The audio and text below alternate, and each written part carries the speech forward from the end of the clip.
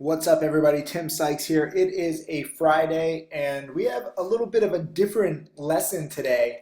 We've had a lot of just crazy runners each and every day, pretty much, on the past few days. SYNC is the latest winner. I actually had a very nice short on this one. Where was it? So I made basically two good trades today, just a little, roughly $700 in profits between my short on SYNC and WKHS, and then I also made a little money on MWOG.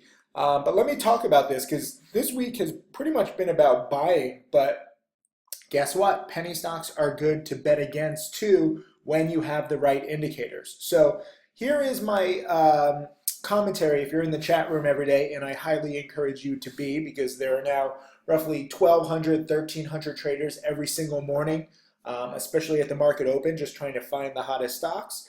So everyone was interested in SYNC this morning. And it was down. It had kind of tanked off the highs. Remember, I was buying it yesterday at 330. That turned out to be a very good buy.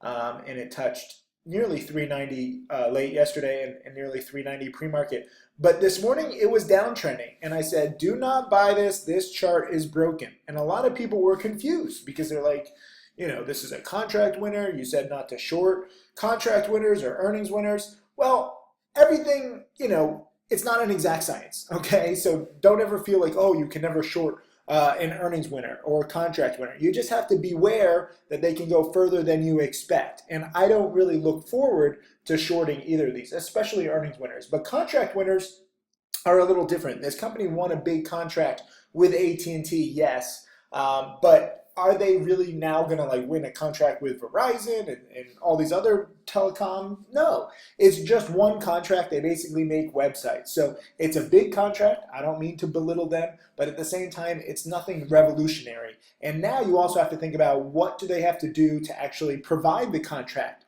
to AT&T? They're going to have to raise some money. So every cent, every spike was sold into yesterday. Even though it did get some nice spikes, you have to be very, very careful when it can't spike near or at the open on day two, especially when you have this many fake outs now. You have a solid top here at 390. So as it was coming down today in here, all pre-market and really in the 330s, and it was bouncing a little to 335, 340, 350, and I was like, this is not a dip buy. This is not a dip buy. And meanwhile, the stock is, spiking. But I stuck to my guns and I said, this is actually a potential short for me in the mid and high threes, since it failed so much in that region. And I said, look, it's bouncing 30 cents off its lows. I was wrong to ignore that, but I thought it was a typical trap, my bad. And I will not chase here buying at 360. So this is very key. And I'm sorry that I have some typos. I'm trying to get out the commentary quickly. When it says not a day, not a day. That should be on the day. I'm just typing really quickly. And SYNC has yet to go green on the day, and it has trouble in the high threes, so it's still a potential short for me. So I'm teasing my potential trade in here. And, I said I think I entered, what time did I enter the trade? It was like 10:09 a.m. So at 10:09 a.m. I shorted, but at 10:06 a.m. I already warned. So a lot of my trades are predicted either by my watch list or my chat room commentary. That is why I'm a little different than most. I don't want you to follow my trade alerts. I don't think you should follow alerts from anybody.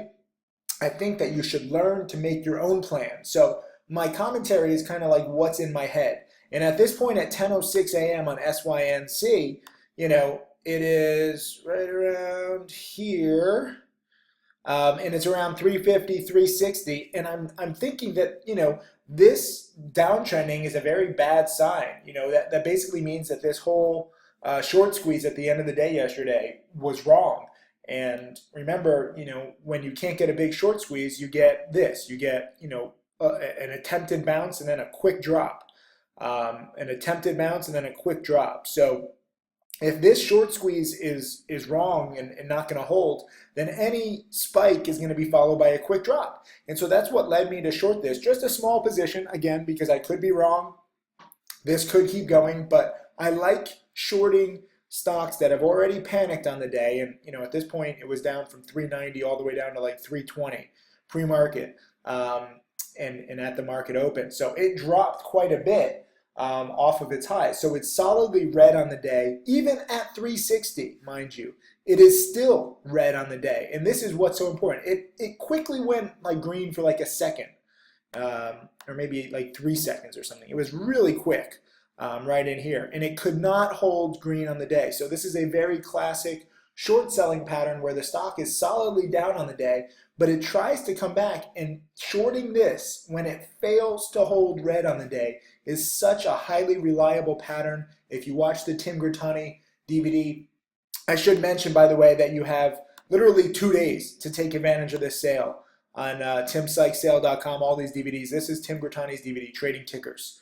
So if you go to timsykesale.com, you can see this. But this is a classic Tim Grittani pattern where the morning spike or the morning bounce fails, and you have great risk reward shorting in here if it cannot hold green on the day. If it goes green, then all bets are off and it could squeeze even more. But when it could not hold green and it was holding solidly red, maybe not solidly, but it was down like 5-10 cents on the day, I wanted to give it time as a short. And if you can see here, at 10:18 I'm still short, and I'm saying, it's holding red on the day, only a matter of time until dip buyers realize this should drop quick.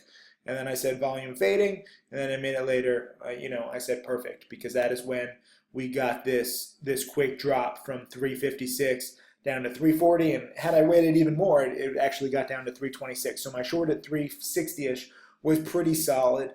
Even now, it's towards the end of the day though, so I don't really want to short this probably over the weekend. Who knows what they're going to announce. But shorting the morning bounce is a good pattern. My other trade on the day, and then I say this, at 10:21, WKHS is down another 40 cents since my cover. Congrats to shorts with patience. I did not have patience with my short on WKHS. I was shorting this one yesterday because they're a drone delivery company, and the FAA came out with some news saying, guess what? Drone delivery is not going to be here for another 3 years. I linked the article, and this had just come out on Business Insider when I shorted WKHS. So I saw that news and I shorted it at around 8-ish. And this morning I just didn't get the big panic that I wanted on WKHS. I would have thought that, people would have really, it faded nicely when the news was coming out, and I thought that there would be a lot of panic today. As it turns out, I was a little too quick. With breaking news with penny stocks, it's not an exact science when people are going to realize the news. If I was invested in a drone company and the FAA came out with something saying, hey, drones aren't going to be allowed, I would be out the next minute. I sometimes forget that A, people don't see the news, and B, people aren't trained to react to news when it's meaningful like this. So even if they did see the news, there was no real big panic really until 11 a.m. today, when it dropped all the way below 7. So coulda, woulda, shoulda been, $1 a share profit from my short at $8 yesterday. This is kind of the gift and the curse of being so prepared. I'm sometimes a little ahead of other people, which is good for my, entries. But then I get frustrated when the stock doesn't do exactly what I want, and it sometimes takes another hour or two for, not as skilled or sniper-like traders to really see what the news is and think about what the news means. So this would have been actually a solid gain. I still made a few hundred on it, but this could have been a nice $1,000 plus profit. So good lesson for me. A lot of people aren't informed, or even if they are informed, they don't act quick enough. So anyways, good alert really by me. I know several students who are still short WKHS, and they're up nearly $1 a share now. So you don't have to cover these things. When you're a drone company and you have one product and the FAA is basically saying, screw you, this product is not going to see the light of day anytime soon, that's a big, big negative. And it's kind of cool how inefficient penny stocks are, where if this were a big company, the stock would be halted or the stock would drop 50% right away because everybody would realize how big it is. With penny stocks, there's not as much competition because there's not as much money to be made, so you really don't have to be as quick. That's the benefits of trading these kinds of undiscovered low price stocks. But I also got to give props to several students Boston George, I like this. He said, studying pays off. Yesterday was the most money I've ever made in one day doing anything. After hours of studying DVDs, I finally saw the profits I'm so eagerly waiting for. Been immersed in the markets is very important. I've been watching UNXL for weeks, so I was generally familiar. I felt comfortable while trading these. Patience is key. Definitely going to study hard and very excited for the future. His name is Chris. He's one of my newest students, and I think this is him right here. He made 2,300 yesterday, and just a really solid 22-year-old challenge student. But this is the kind of money that you can make when you are prepared. I'm really proud of Chris. He just became a challenge student, I think, like 2 months ago. So it hasn't been that long, but when you start studying, when everything starts clicking, the profits can really add up. You just can't get this like on day one.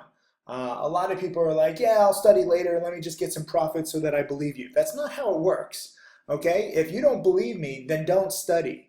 Don't waste my time because your attitude is screwed up. I don't know how you don't believe me after all these videos and students that I show. But at the same time, it's not my job to try and convince you. If you don't believe me, then just run along because I don't have time for you.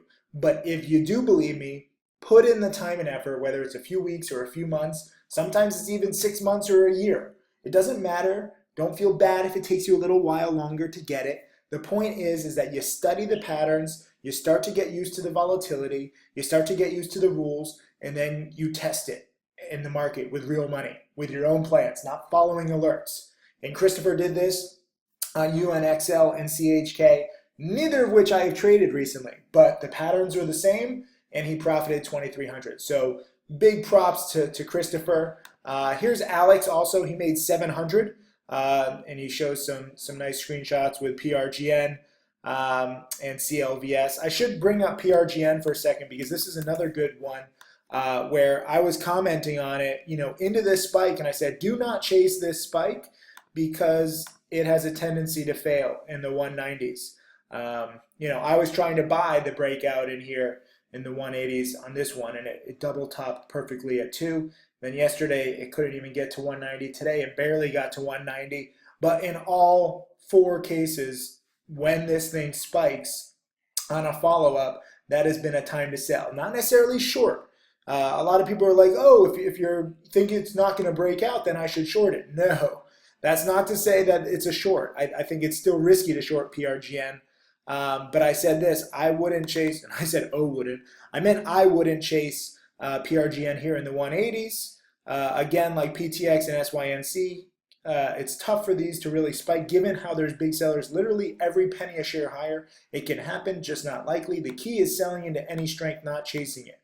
And then at 12.11, again, these are all time stamped. So this is the beauty of the Profit Lead chat room. Sometimes I'm going to be wrong with my commentary, but sometimes I'm also going to be dead on. And over time, I'm going to be more right than wrong. That's the key to being successful.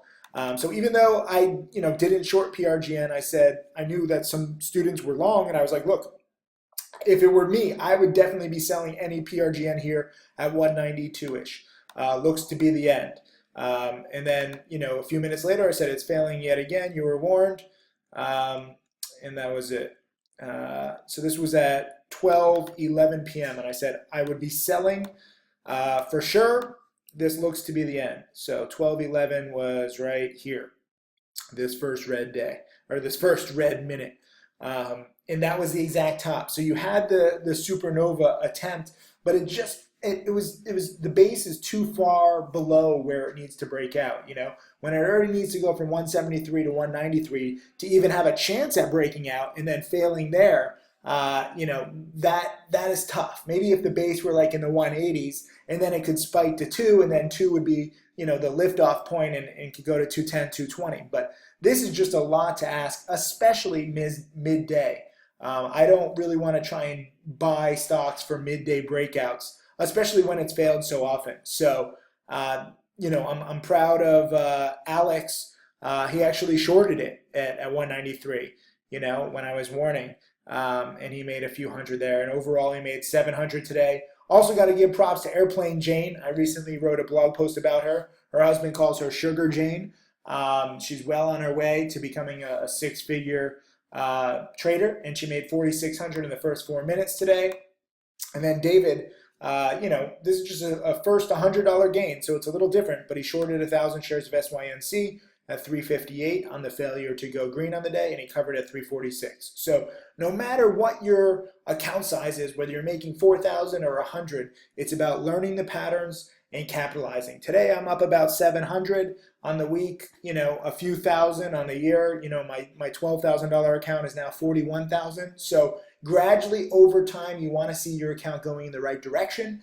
If you're not ready to trade yet, or you want to trade really small, that's okay. My focus for you right now is please, please, please study. You have literally 48 hours when I finish this video to go to timsykessale.com. Take advantage of these newsletters, 30, 40, 50, 60, 70% off, and these DVDs, 30, 40, 50, 60, 70% off. Before you can make these kinds of consistent gains, you do need to invest in yourself. It's not luck. It's not a coincidence that my top students study hard.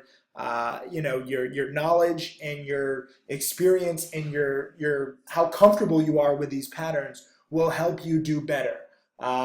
So it's up to you. I can't force you to study. All I can do is try and give you guides and lessons and example after example of good patterns that have been long, as you've seen in pretty much every day in the past 2 weeks. And now today we've had a lot of good short patterns with SYNC, PRGN, WKHS. I should mention my other short was MWOG, which is a blatant pump, but I actually covered this. Interactive Brokers found me some shares to short. It's been steady here around 50, 55 cents a share.